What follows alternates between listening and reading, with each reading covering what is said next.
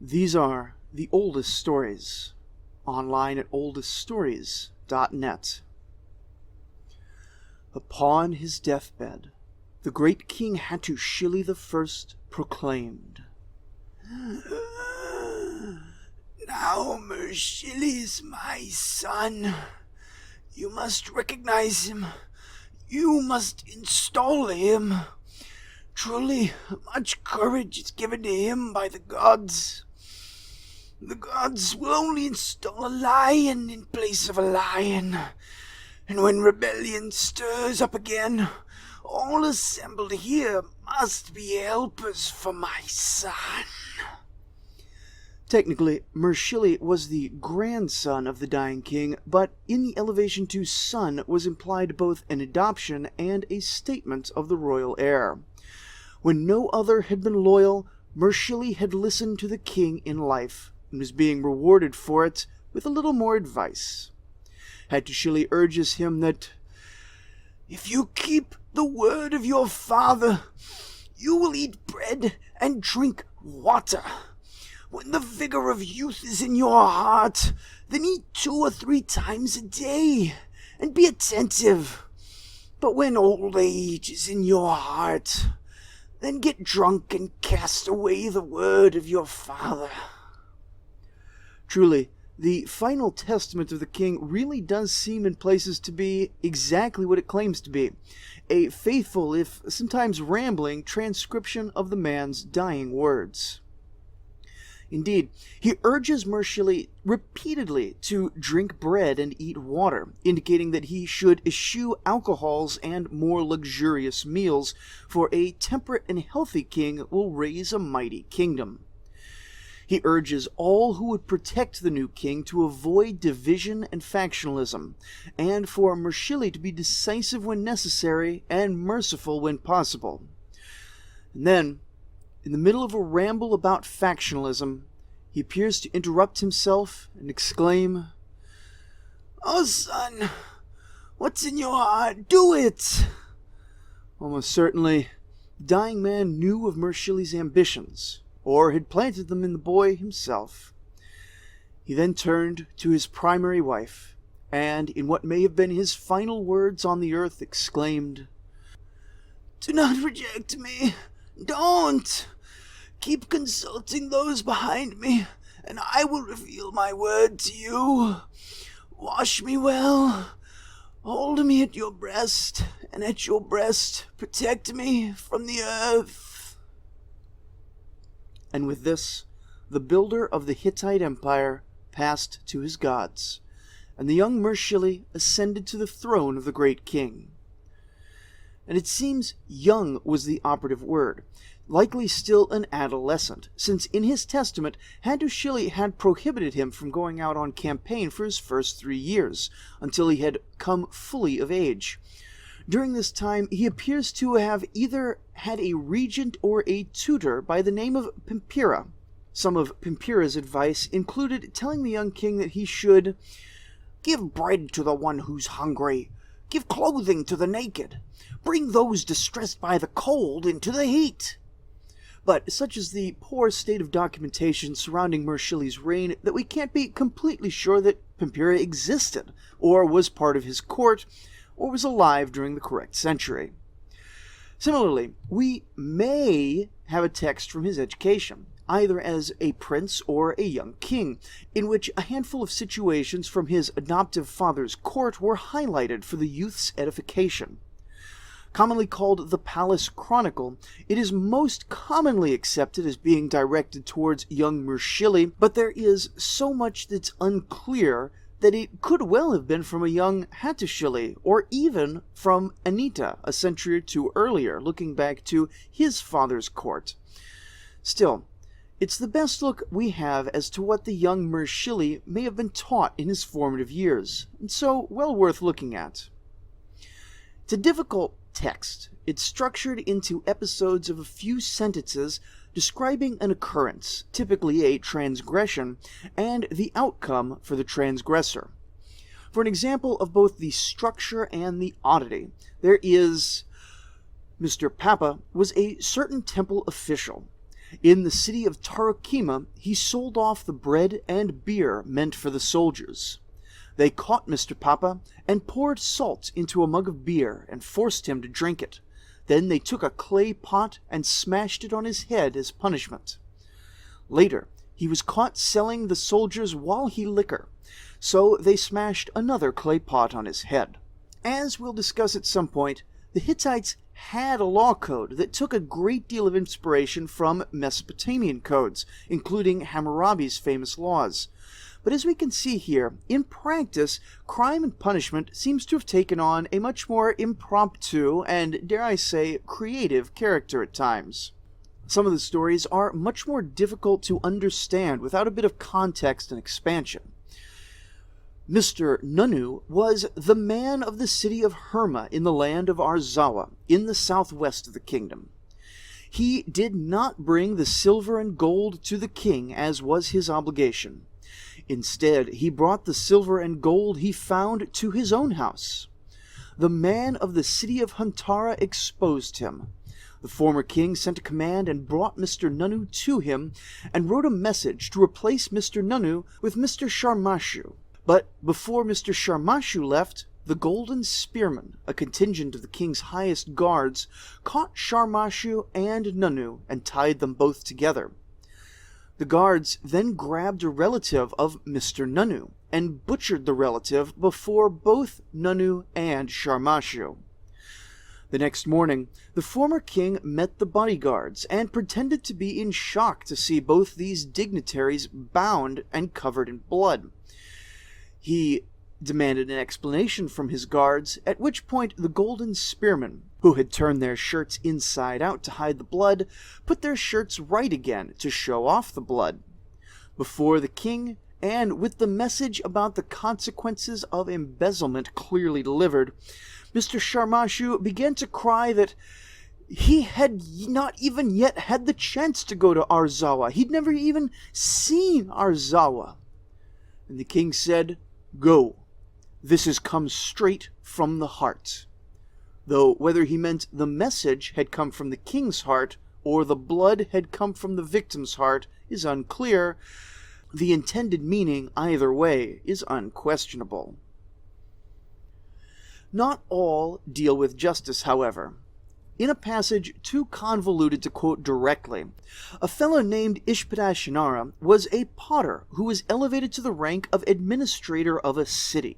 Now remember, we say the word city because the Hittites really only had one word for urban agglomerations, but if the potter is becoming the man in charge, this may well be a village consisting of just a handful of towns. Either way, he gets into an argument with another city lord. The former king sided with Ishpadashinara and made him into a trainer of chariots, where he was criticized by the chariot leaders for running too many drills at night. However, Ishpadashinara proved that he had turned the charioteers into masters of their weapons. It concludes with an anecdote from his training regimen, that the charioteers would shoot arrows as a demonstration before the king himself, and those who hit the mark while in a moving chariot, no small feat, would be given a cup of wine, while those who missed would be given a bitter cup, possibly a cup full of urine, and made to run the parade ground naked.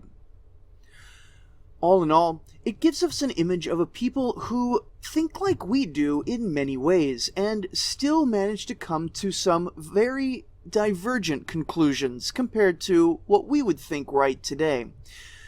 And regardless of whether this really was written by or for young King Mursili, he was by all accounts a man of his time, and this gives us an insight into his and most mainstream Hittites' way of thinking. Which is good, because when I say we don't have very much from Mursili, I mean it.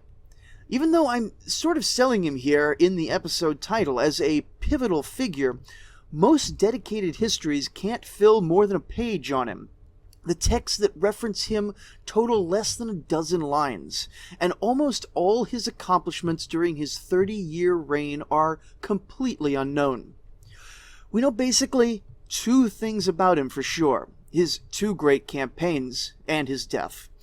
But these two are more than enough to immortalize him.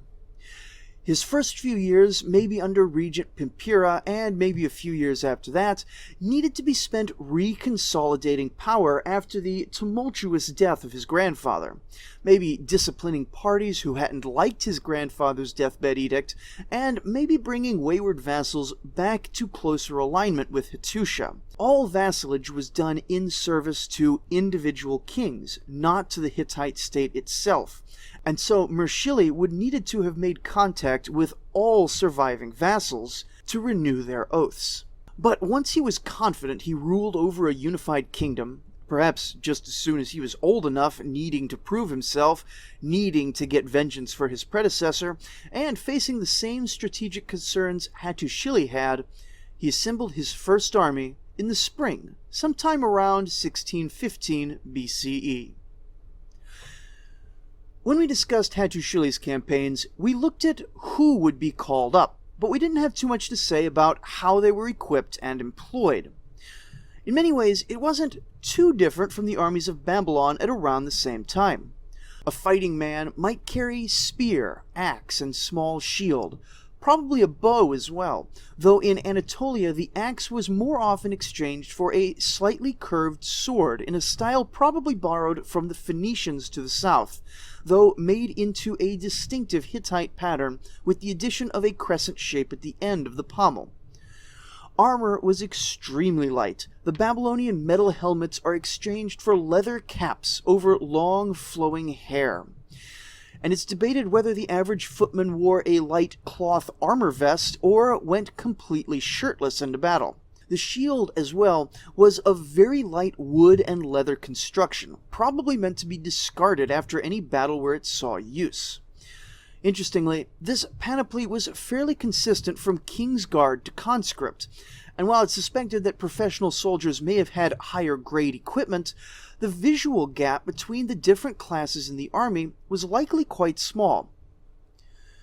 One key difference from their neighbors, that was key in many ways to the Hittite success in open warfare, was that each individual soldier was expected to be light, fast, and able to play many different roles in different situations. In the rugged terrain of Anatolia, spears were discarded, or at least left in camp, in favor of short sword and shield or axe and shield. The almost completely unarmored Hittite battle group would hide some or all of their forces in parts of the terrain and fall upon the enemy in a hard shock assault at extremely close range, breaking the enemy's spirit quickly for maximum war captives with minimal losses. In the flat deserts and plains of Syria, Phoenicia, and Mesopotamia, there was less opportunity for surprise attacks, though these were employed where possible, but here the warriors covered themselves head to toe in long flowing robes for protection from the sun, and took up spears instead of swords. They fought on open plains in spear blocks, acting here as the anvil instead of the hammer. That hammer, and the thing the Hittites themselves credited much of their success to, was the Hittite chariot. Lighter and far more maneuverable than both Egyptian and Mesopotamian chariots, Hittite chariotry will dominate the Late Bronze Age and is a critical factor in nearly every major Hittite battle that we have decent records for. Under Hattusili and Mursili, horses are still very new to Anatolia, introduced probably by the Hurrians, and Hittite chariotry could well have been pioneered under Hattusili himself, explaining at least in part his tremendous success in war.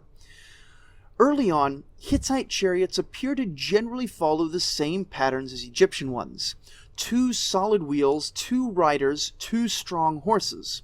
But overall, the construction appears to have been lighter, with the solid wheels being replaced at some point by spoked wheels with 6 thick spokes, which makes them lighter and more maneuverable, with the wheels being moved from the back of the cart to the middle, allowing for sturdier construction, though this last is mostly a reputation and inference, since no actual Hittite chariots survive to this day. It is speculated and much debated that the Hittite chariots were exceptional in being able to charge into infantry, while chariots in Egypt and Mesopotamia were primarily skirmishing platforms, which is an exciting enough image that I hope it turns out to be true. However, while arguments can and indeed have been made as to the superiority of various pieces of kit, Hittite military superiority seems to have rested principally on two things: training and flexibility. While not all of the army would have been regularly trained, there was definitely a full-time elite corps consisting of all the charioteers and the elite among the foot soldiers. These men would spend winters in Hattusha, undergoing a wide variety of military drills and undertaking related duties during peacetime. Additionally, they would be part of every campaign, big and small, and there appears to have been a campaign at least every other year, if not every single year, under the active Great Kings, meaning the professionals of the Hittite Empire would have been a grizzled force of veterans with few equals in the ancient Near East. Learning to stay in condition, in formation, and alert to the environment has been crucial for warriors throughout human history. While it's perhaps hard to measure precisely the effect of training and experience, especially from 3,500 years away, the results speak for themselves. The other key was flexibility, which itself relied on the extensively trained perception of the commanders and physical condition of the warriors. Just the ability to change kit based on expected terrain, the same warriors being equally adept at shirtless axe fighting among the rugged Anatolian hills and phalanx spear formations among the flat plains of Syria, is probably the first time in human history that we see this level of strategic awareness, at least on a large enough scale to be recorded. The Hittites loved nothing so much as an ambush, and any time they could, some or all of their army would be concealed. This often goaded the enemy into attacking well-defended positions, since they would appear undermanned, only to be caught in a flank by a surrounding group of infantry or the devastating chariot charges that dominated the ancient battlefield. It isn't completely clear how much of this classic Hittite army is present here in Mursili's reign. Much of the evidence comes from a bit later, but it certainly appears that the general template was in place by now, and the details seem to have changed remarkably little over the next 500 years. And so, at the head of an army of thousands of professional soldiers, trained militia, civilian levies, and by now also auxiliaries from vassal kingdoms, Mursili sets out to rewrite the balance of power in the Near East. Where does he go? Where does he fight? How long does it take? We know nothing at all from this campaign, except that he finally beat back Yamhad enough to approach the ancient and prosperous city of Aleppo, capital of the Yamhad kingdom for the last 400 years, and defeat it. The city was sacked and looted ungently, though not destroyed completely, since of course it still stands today and will again be a minor player in our story in a century or two. But with this, the name of Yamhad, the kingdom that once held the western portion of the Mesopotamian power balance, will never again appear. A venerable dynasty is destroyed, and a power vacuum is left in its wake. Some amount of diplomacy occurred here to tie the local kings to Hattusha, but even in the moment it doesn't appear that these were pursued too intently, and later events would conspire to undermine whatever efforts were made. Still, Syria was now completely empty of challengers to Hittite dominance. There is some amount of contention with the various Hurrian cities, but this is scattered and may not have been substantial just yet. Or it may have been substantial and just not written down. Either way, Mursili is riding high. He is ready for his crowning achievement. The story I'm about to tell you is one of many possible stories. Details are incredibly scarce, and while no one's in doubt of the outcome, it's terribly difficult to tell just how it was accomplished. It begins shortly after the destruction of Aleppo. Though Mursili, like his grandfather, was mostly concerned with hauling plunder back from conquered cities, the power vacuum left by the loss of a mighty kingdom left many former Yamhad vassals casting about to look for new alliances to protect themselves in a chaotic time, as well as to perhaps gang up on smaller neighbors and rip them apart, making the time ever more chaotic. It was with the latter motivation that the kingdom of Hana may have approached the great king of Hattusha. Hana was something of a rump state, the northern portion of what had once been the Kingdom of Mari, until conflict with Babylon had finally seen the end of that city, and it ruled along a tributary of the northern Euphrates. Hana had come under the rule of a Kassite dynasty. You may remember them as the semi-nomads who brought the horse to Babylonia and had partly integrated into Babylonian society. This was a branch of those people who hadn't yet entered Babylonian territory. Meanwhile, the Babylonian Empire was collapsing. We covered this from the other side in the episode Days of Quiet Prosperity, but all of a sudden, after decades of relative peace, Babylon appears to have been unable to stop its outlying cities from being taken. Elamites, Hurrians, and Sealand are the main suspects, and it's possible that all three may have been involved, though whether this was coordinated or opportunistic is unclear. At the same time, the Kassites, who had taken an outsized role in the old empire's defense, were rising in rebellion, also for reasons that are unclear. But for quite a long time, the empire had been lost, but the city of Babylon, and perhaps a small heartland, remained under the rule of the final king of Hammurabi's dynasty, the unlucky Samsudatana. Perhaps the rebellious Kassites reached out to their cousins in Hana, and the kingdom of Hana reached out to Mursili, fresh off his victory in Aleppo. That would help to explain some aspects of the aftermath, though the involvement of the Hanaans at all is uncertain and based on a single controversial word in a document written centuries later. But it wouldn't be out of character for the great king to work with smaller kingdoms as allies and vassals, and whatever the case, it's likely that Mursili had his eye on Babylon anyway. If a king proves his legitimacy by military conquest, then surely it was necessary for Mursili to surpass his grandfather, who had already, at least in official propaganda, surpassed Sargon the Great. While there is plenty to discuss about the merits and consequences of the sack of Babylon, the main fact of the matter is that Mursili went to Babylon for glory and plunder and to prove that he could. Anything else was incidental. And so it was, in the spring of 1595 BCE, that Mursili again called up the armies of the Hittite Empire, mustering the by now very experienced professionals, the well-trained militias, the civilian levies, and the allied contingents.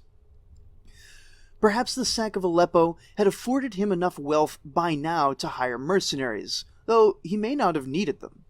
This is the height of the Old Kingdom's military might, and it's quite likely that no one on the planet could have mustered an army in this particular year that could have contested with the force that marched to the old lands of Sumer and Akkad. For 800 kilometers they trekked, supply carts in tow for miles behind the main force. The men would be equipped with their desert gear, the long white gowns that covered from neck to ankle, conical leather caps, and long hair protecting the head and neck from the brutal sun.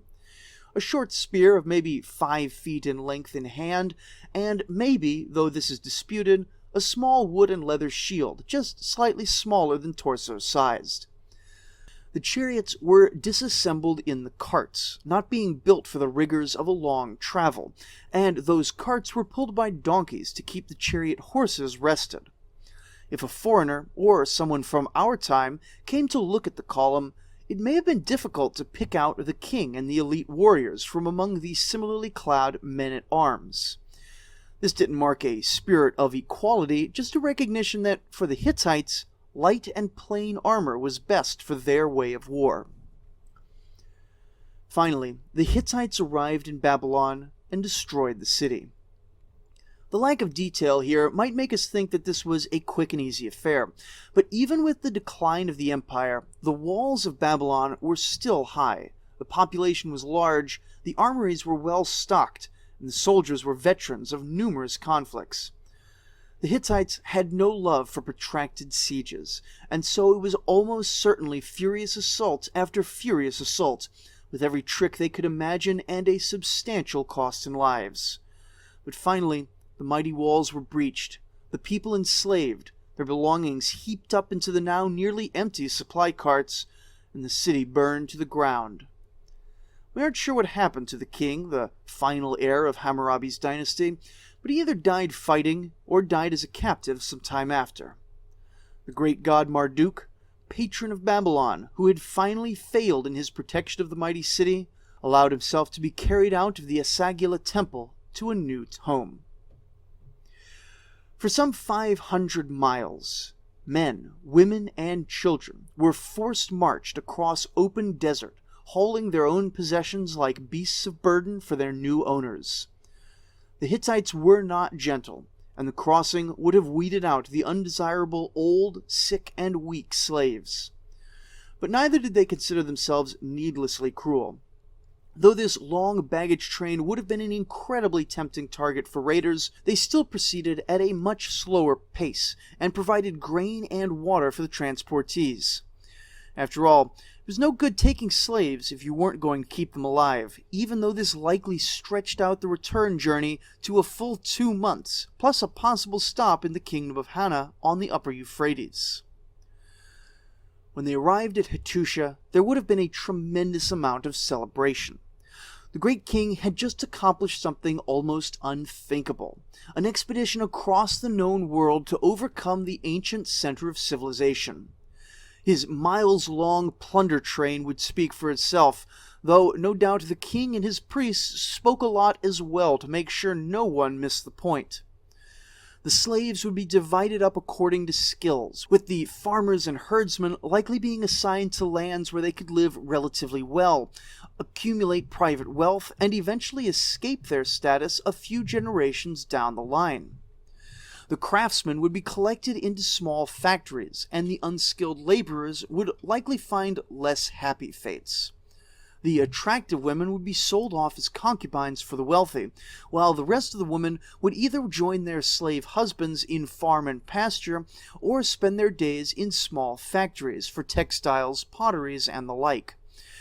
The Hittites don't show evidence for the sort of large-scale factory-style production that pops up from time to time in Mesopotamia, but they also had less population surplus, so it likely existed just in smaller scale that's harder to spot in the archaeological record. And then, a few years later, the man who destroyed the two great powers of the Middle Bronze Age was assassinated by his sister's husband. The empire was plunged into generations of infighting, and whatever the great king had planned to come next for his kingdom died with him. But there will be time to look at the kings of murder later. Anyone can see that Mursili's 2 campaigns, particularly the March to Babylon, were decently impressive feats. But it takes a bit more prodding to see how he's shaping the world order. Mursili isn't a larger-than-life figure like Sargon or Alexander or Genghis Khan, imposing their will on the world through genius and ambition. But he was the right man at the right time, competent enough to master a mighty army and see the opportunity. But really there's a large element of luck involved that allowed him to be the fulcrum on which great levers were moved. Beginning with Babylon, there is no doubt that the city was in decline even without Mursili's involvement. The creeping salinization of fields worked for centuries may have been taking its toll. Climate shifts, possibly as a result of the Santorini eruption in the Mediterranean, may have worsened the harvest, and the attack of multiple mysterious enemies had definitely laid low the great power. This is, after all, a large part of the reason Mursili decided to attack, because he saw this opportunity. It's hard to imagine him risking the 800-kilometer journey to go up against Babylon in its full might, though as we transition to the late Bronze Age, we are going to start seeing that sort of epic campaign undertaken from time to time. But at the same time, great powers have ebbed before. This was not the first time Babylon had been reduced to its capital city, with enemies on every front, and we saw similar stories in the Akkadian Empire and even among the Hittites. Of course, there's an element of counterfactual here that's impossible to answer. With another decade, would Samsudatana or some successor have managed some reversal? Would they have just slowly succumbed to the gathered forces? Would they have managed to hang on as a rump state for a century longer? All of these have precedent elsewhere in history. But ultimately, what matters is what actually happened. Into the vacuum left by Mursili's raid stepped nothing. Or at least, not right away. Probably the climate problems that contributed to the decline were still in effect in the region, but also likely none of the smaller competitors actually had the strength to assert their power over the region. Certain Kassite groups will eventually manage to assert their control over the city itself, probably inhabiting the ruins to at least some extent pretty soon after the sack, but it will be a long time before they manage to restore Babylon to some semblance of its former glory. In the north, we looked at how Assyria had been struggling through poverty and internal conflict, and at this point it likely looks little different from dozens of other independent city-states on the Tigris, none of which have the power to do much more than raid each other. In Syria, things are a bit different. The Hittites have a network of vassals in the north, and with the fall of Aleppo, there's probably a slight expansion here even after the death of Mursili. However, vassalage was not given to the Hittite state, but to individual rulers, and with the assassination, it's likely that much of Syria broke free, and here too were reduced to individual city-states and tiny kingdoms. Into this Near East power vacuum, 4 powers will emerge, one on each corner. I'll be devoting an entire episode just to outlining this, but the big winners here are the Mitanni, a Hurrian group that arises from the northeast and swoops in to terrify all the independent states. From the southwest at around the same time, Egypt will finally emerge into our story, coming out of the chaos of the Hyksos invasion stronger than ever, and march long distances as the great challengers of the Mitanni.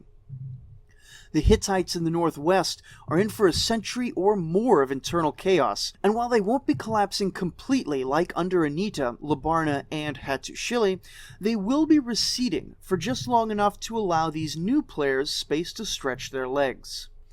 And finally, everyone's favorite metropolis will rise once again as Babylon under the Kassites becomes the power of the southeast. This is the shape of the late Bronze Age. And while there will be twists and turns, since what story is complete without exciting battles and precipitous falls, the notion of a club of great powers dominating the region and competing on a level playing field will come to define the era.